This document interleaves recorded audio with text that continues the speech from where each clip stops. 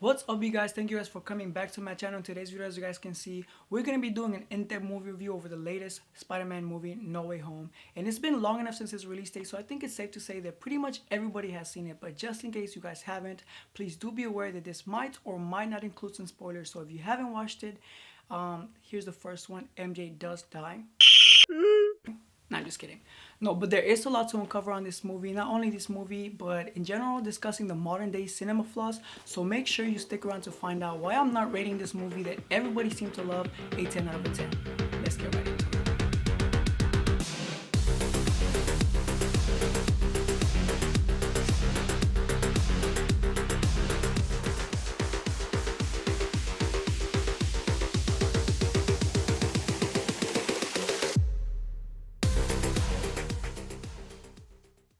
But before I get attacked by my Spider-Man fans, I do have my reasons why I think this movie could have been better. Starting off with the obvious, I think we can all agree on is having all three different Spider-Mans in the same movie, exquisite. This dilemma creating a bigger fandom of different age groups, this movie was bound to make bank from the very beginning. No Way Home earned a staggering $587 million in its debut weekend, and now grossing a total of $1,629,000, this movie was bound to be global success from the very start.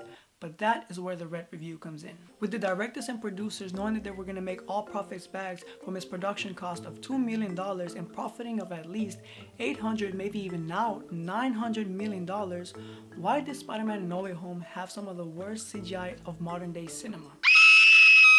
Here's what I'm talking. With a lot of these new Marvel and Sony movies heavily relying on CGI and green screen, I'm kind of disappointed as to how unreal a lot of these action scenes felt. But in this scene where the teacher was falling out of the bridge, you can see a lot of the green screen on a lot of her hair and inside the car. This type of flaw should not be coming from movies that are generating nearly billions of dollars. Now, this is going to be a weird comparison, but I have a feeling that if Sony and Marvel continue down this path, they are set to become the iPhone company of movies. This is what I'm talking about. In its initiation, iPhone was seen as a high quality product with a lot of promises. And over the time, they were able to build a successful company with loyal consumers. Let's be honest, people nowadays are not buying the latest iPhone because of its features or its quality. People are not just buying it just to be up to date with the company. Don't get me wrong, the last iPhone 13 Pro Max has great features like the cinema autofocus and 4K quality. It's awesome. But a lot of these people are not buying the phone because of those features. They just want to be up to date with the company. Apple is taking big profits like Marvel now from its loyal consumers because they know that we're going to buy it regardless. A lot of these new iPhones contain used parts from the older generations. And why do you think they have that great selling point? Oh, here, trade in your old iPhone, get $300 off. Well, you get $300 off, but now you don't get the earpieces. Now you don't get a charging box.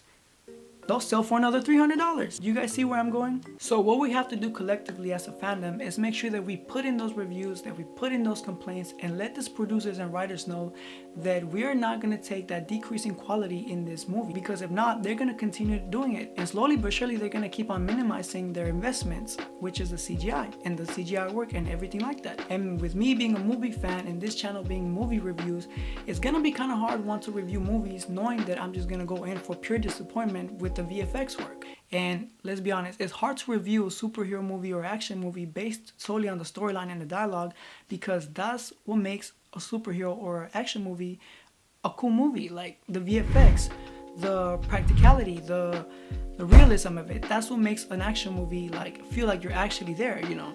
But in all these recent movies, it feels just like you can tell it's just green screen. You can feel the emptiness of like the acting and everything. You just feel that there's no realism to it. So what's the point? But with all of that put aside, everything that was the storyline and the characters and the humor was good. I think really the only thing that's saving this movie is that the characters and the humor of it. Because I really enjoyed every joke that they cracked. Toby and Andrew, it was just amazing. They didn't miss in one of the jokes. I laughed at every single one that came from their dialogue. So that was great. I think they were the ones that carried this movie. This movie was successful because of them, because of a bigger fandom that they got to collect over the years and the dilemma as to which is the best Spider-Man. Overall, had this movie had better CGI, I would be rating this movie at an 8.5 or even a 9. But that wasn't the case. So the red review is going to conclude that this movie is rated at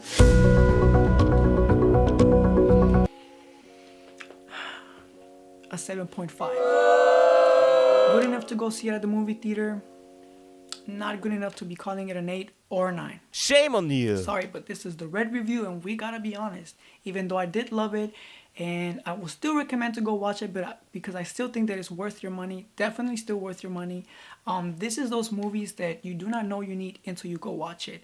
I didn't know I needed to watch this or see the all different Spider-Mans in one movie until I watched it. It was fulfilling. So even though it's rated at a 7.5, I would still recommend you guys that if you haven't watched it, go check it out yourself so you can have your own opinion of this movie for yourself. But for my fans who have already watched it, I want to know what you guys think. Am I tripping? Am I being picky or what? You know, am I taking it too far or what do you guys think? Let me know in the comments down below because I know I'm not the only one that noticed that CGI. I went with my friend and I told her, hey, like, this looks like cartoonish, right? She was like, yep. I was not going to say anything. She's like, because you were excited for this movie. But I was like, no, you gotta be honest. The CGI was trash. But besides that, everything that was the dialogue and the humor, Toby and Andrew carried this movie by the long run. I still think that it's worth watching at the movie theater. So if you guys want to go check this movie out yourself, go ahead. Do not hold back for me. But if you guys who have already watched it, let me know what you guys think of the movie. Comment down below and just let me know. Oh, but before I complete it, you guys know, comment down below on which is the best Spider-Man to you guys. I really want to know where this fandom stands. And in the next video, I will tell you guys which one was my favorite Spider-Man, which I'll let you guys know later in another video. But that was it for today's video. It sums it up. I'll see you guys next time. Make sure you hit the like button, subscribe down below if you're new to this channel, and I'll see you guys in my next video. If you guys enjoyed this video, make sure you leave a like and a comment down below. And if you guys would like to turn on your bell notification song, that way you are going to get notified whenever I upload a video if you guys enjoy this content. Thank you guys so much for watching, and I'll see you guys in my next video.